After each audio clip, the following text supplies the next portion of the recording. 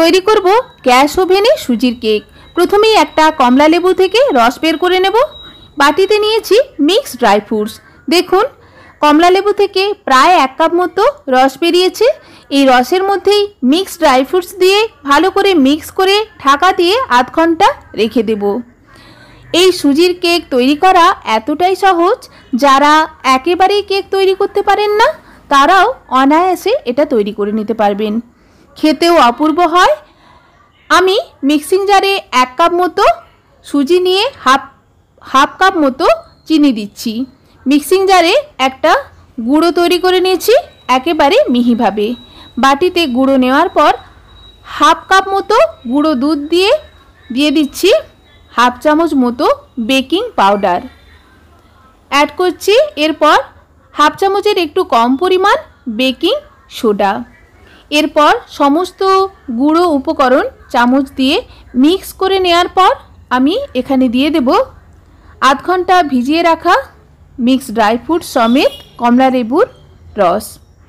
এরপর অল্প অল্প করে নর্মাল টেম্পারেচারে রাখা দুধ দিয়ে একটা ব্যাটার তৈরি করে নেব। যেহেতু আন্দাজটা আমার আগে থেকেই আছে সেই কারণে আমি একেবারেই দুধটা দিচ্ছি। আপনারা অল্প অল্প করে দুধ দিয়ে একটা ব্যাটার তৈরি করে নেবেন। ব্যাটার কিন্তু বেশি পাতলা হয়ে গেলে কেক ভালো তৈরি হবে না, সে কারণে ব্যাটারটা ঠিক এই রকম ঘনত্বের তৈরি করতে হবে। আমার এখানে 1 কাপ মতো দুধের প্রয়োজন হয়েছে। মাপটা কেক তৈরি করার সময় সঠিক রাখতে হবে। 4 থেকে 5 চামচ এখানে সাদা তেল ব্যবহার করেছি। কোনো সুগন্ধিযুক্ত তেল এখানে ব্যবহার করা যাবে না। সুগন্ধি ছাড়া যে কোনো তেল আপনারা এখানে ব্যবহার করতে পারেন। সরষের তেল অ্যাড করবেন না। ভালো করে মিক্স করে ঢাকা দিয়ে 1 ঘন্টা রেখে দেব। 1 ঘন্টা পর দেখুন ব্যাটারটা আরও একটু ঘন হয়ে যাবে। আশা করছি দেখেই বুঝতে পারছেন। আমি 2 আধখানা করা চেরি এখানে অ্যাড করছি। যেহেতু চেরি অ্যাড করতে আগে থেকে ভুলে গেছিলাম সে কারণে পরে অ্যাড করছি। ব্যাটারের ঘনত্ব দেখে আশা করছি বুঝতেই পারছেন ঠিক এই রকম ঘনত্বের ব্যাটার আমি তৈরি করেছি।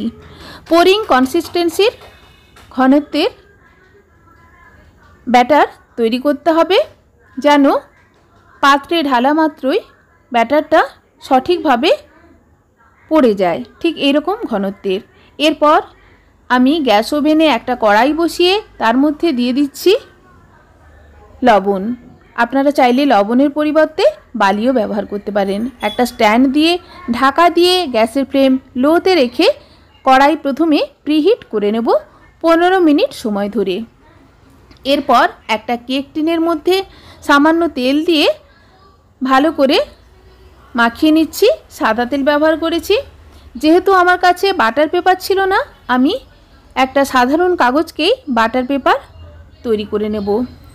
কেক টিনের মাপে একটা সাধারণ কাগজ কেটে তার মধ্যে সাদা তেল দিয়ে তেল ভালো করে মাখিয়ে নিলেই বাটার পেপার রেডি। এইভাবে আপনারা বাটার পেপার তৈরি করে নিতে পারেন, অথবা এখানে বাটার পেপার হাতের কাছে থাকলেও ব্যবহার করতে পারেন। সাদা তেল দিয়েই তৈরি করেছি। এরপর দিয়ে দিচ্ছি সম্পূর্ণ ব্যাটার। একটু ট্যাপ ট্যাপ করে নিচ্ছি, এর মধ্যে কোনো এয়ার থাকলে যাতে বেরিয়ে যায়। এরপর কড়াইতে দিয়ে দিচ্ছি। ঢাকা দিয়ে প্রায় 35 মিনিট বেক করার পর ঢাকা খুলে চেক করে নেব কতটা হলো। যদি চেক করার সময় যেটা দিয়ে চেক করবেন তার গায়ে যদি একটুও ব্যাটার লেগে না থাকে তাহলে বুঝতে হবে কেকটা সম্পূর্ণ তৈরি হয়ে গেছে। যদি লেগে থাকে বুঝবেন যে কেকটা এখনও হতে বাকি আছে। আমার কেকটা তৈরি হতে আরও 10 মিনিট সময় লাগবে। ঢাকা দিয়ে টোটাল 45 মিনিট আমি বেক করেছি। দেখুন একেবারে রেডি। খুব সহজে সাধারণ কাগজটাও কেক ছেড়ে আসছে। কালারটাও কত সুন্দর হয়েছে, খেতেও দুর্দান্ত হয়েছিল। তৈরি হওয়ার সময় কেকটা একটা দারুণ গন্ধ বেরিয়ে এসেছিল। খুব সহজে এটা তৈরি করে নেওয়া যায়।